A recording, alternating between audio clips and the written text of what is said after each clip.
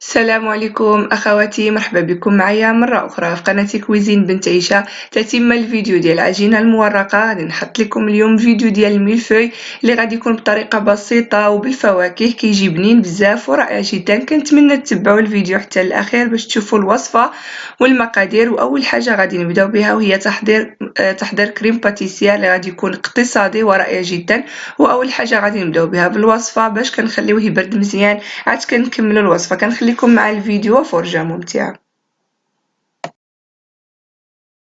فعندي هنا جوج بيضات، عندي شويه د الملحه، عندي سكر سنيده انا استعملت 5 د المعالق كبار، عندي 2 معالق ونص كبار من كريم باتيسير، غبره ديال كريم باتيسير يمكن لكم تعوضوها بالنشا اولا لا مايزينا، وعندي حامضه كشور ديال حامضه وحده.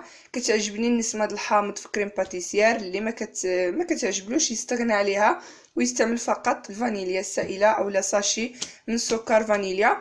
واخر حاجه غنوضعوها واحد الملعقه صغيره ديال الزبده باش تعطينا لمعان لهاد الكريمه هذه. هادو هما المقادير اللي غادي نحتاجو.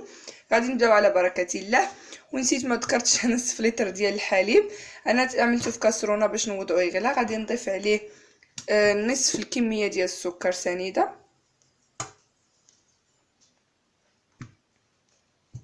وغادي نردو فوق النار حتى كيغلى لي هاد الحليب. وانا وضعت الحليب على النار. هنا غادي نمشي نخلط البيض اللي عندي. كندير بيضه كامله،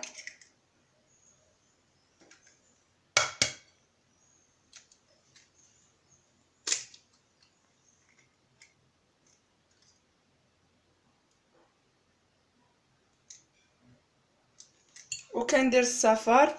انا احتفظت بابيض البيض باش نستعمله في الكلاصاج اللي غادي نغطي به الملفوي اللي غادي نحضر ان شاء الله معكم.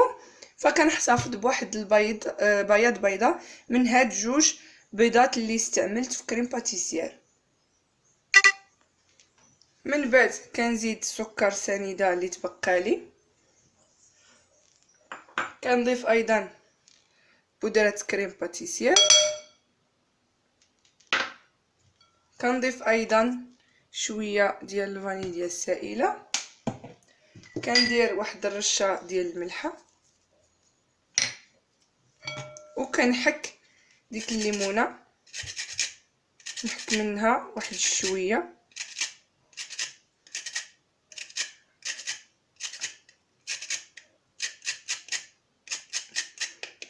انا استعملت الليمون الاخضر، كيكون مجهد شويه فما كنكترش منه.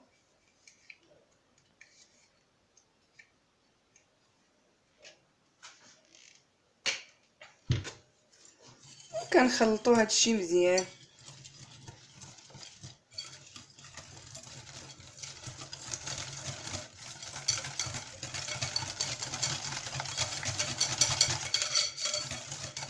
كنخلطوا مزيان باش نتفاداو دوك التكتلات ديال كريم باتيسير، بودره كريم باتيسير اللي استعملنا ولا النشا. كنخلطوا مزيان حتى كنحيدوا دوك التكتلات كاملين.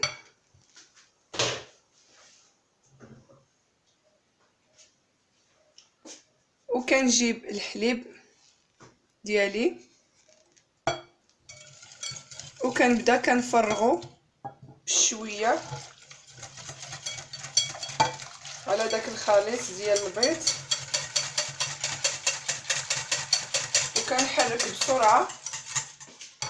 كنحرك بسرعه باش ما كيطيبليش البيض. وكنرجع كلشي الخليط هنا وكنديرو فوق النار حتى وكان كيغلى، وكنرجعوا الخليط فوق النار مع التحريك المستمر حتى كيعقد لينا الخليط. عاد كنزولوه على النار وما كنحيدوش يدينا، ما كنحيدوش يدينا من التحراك، كنبقاو كنحركو بشكل مستمر حتى كيدقى لنا الخليط. وهنا اخواتي كما كتلاحظوا فهو دقال لي الخليط، عقد وزولته من على النار. غادي نوضع واحد الملعقه صغيره ديال الزبده باش كتعطينا واحد اللمعان لهاد كريمه باتيسير اللي حضرت معكم اليوم.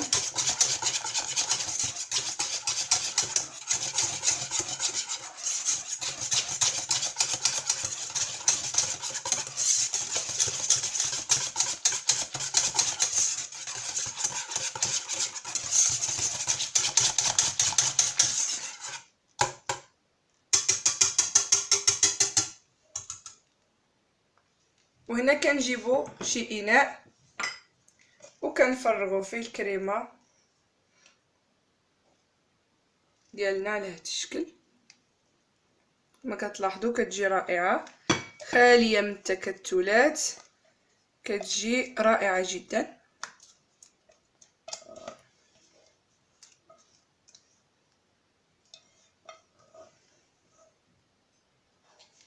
ومن بعد كنجيبو واحد الفيلم بلاستيك غذائي كنوضعو مباشره فوق الكريمه ديالي باش ما كنتجنبوا دير لنا ديك القشره من الفوق.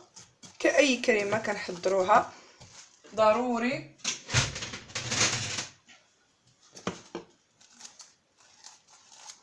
ما اننا نغطيوها باش ما كديرش لينا ديك القشره بهذه الطريقه هذه. وكنخليها واحد شويه حتى كتبرد واحد شويه، عاد كندخلها للثلاجه وكنخليها تما حتى كتبرد مزيان. وهنا اخواتي غادي نبداو نمونطاجيو الحلوه ديالنا. كنجيبوا الطبقه الاولى ديال العجينه المورقه اللي سبق حضرت معكم، الرابط ديالها غادي يكون اسفل الفيديو.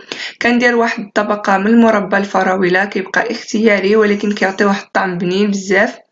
انا هاد الميلفوي غادي نحضرو بحجم عائلي، يمكن لكم تحضروا الميلفوي عادي بالورقه وبكريم باتيسير، يعني المعروف والمحبوب عندنا كاملين، العادي اللي كنحضروه وكيجي بنين صراحه بزاف. وحتى هذا كيجي رائع جدا وبنين بزاف بالفواكه، كيعطي واحد المذاق مختلف على المذاق ديال الميلفوي اللي حنا مولفين به ومتعودين عليه. هنا كنضيف واحد طبقه ديال الكريم باتيسير،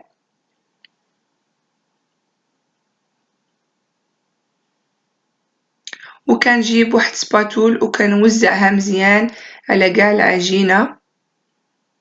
ومن بعد كنضيف قطع من الفراوله اولا الفريز اللي قطعتهم مربعات صغار كما كتلاحظوا. كندير واحد الطبقه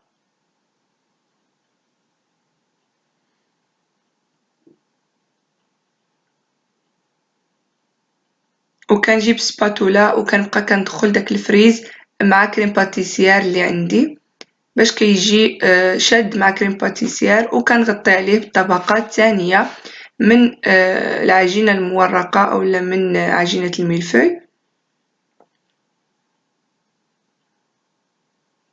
انا هنا تكسرات معايا في واحد الطرف ماشي مشكل، فكتجي صراحه هشيشه وزويونه. من بعد كندير طبقه من كريم باتيسير، وهنا غادي نضيف الموز اولا البنان، كنوضع الطبقه به وكندير نفس العمليه وكنجيب واحد سباتولا وكندخل مزيان داك الموز مع كريم باتيسير، وغادي نوضع الطبقه الثالثه والاخيره من الورقه. هنا عندي الكلاصاج اللي استعملت اولا الفوندون منزلي اللي درت داك بياض البيضه اللي كنت احتفظت به بكريم باتيسير وضعت عليه شويه ديال الحامض، ومن بعد طلعت واحد شويه وضفت عليه شويه ديال السكر كلاص تصبح لي على هذا الشكل هذا متماسك. وكنوضعه فوق الطورطه ديالي ولا فوق الميلفوي. من بعد كندير خطوط من الشوكولاته السوداء اللي ذوبتها على هذا الشكل هذا باش كندير الزخرفه ديال الميلفوي العاديه. وهنا كنجيب واحد الكوردون وكنبقى كنمشي وكنديه وكنجيبو باش كيعطيني ديك الزغرفه ديال الميلفوي الرائعه اللي كتجي بهذا الشكل هذا. وكيكون هذا هو الشكل ديال الميلفوي ديالنا. كندخلوه حتى كيبرد مزيان وكنزينوه حسب الرغبه وكنقدموه لافراد الاسره ديالنا بالصحه والراحه.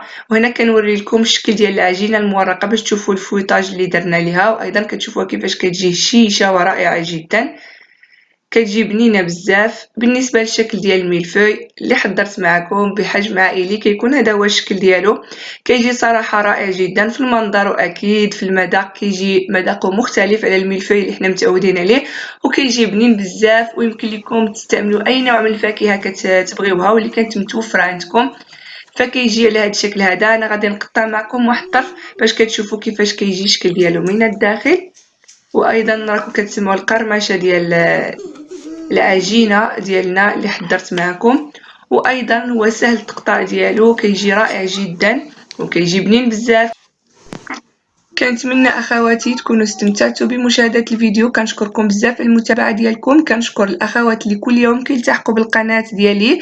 كنشكركم بزاف على المشاهده ديالكم. نتمنى تجربوا الوصفه ديال اليوم وتنال الاعجاب ديالكم. ما تنساوش اخواتي الاشتراك في قناتي والضغط على لايك او اعجاب. كنتمنى لكم اوقات ممتعه، والسلام عليكم ورحمه الله في وصفه قادمه ان شاء الله.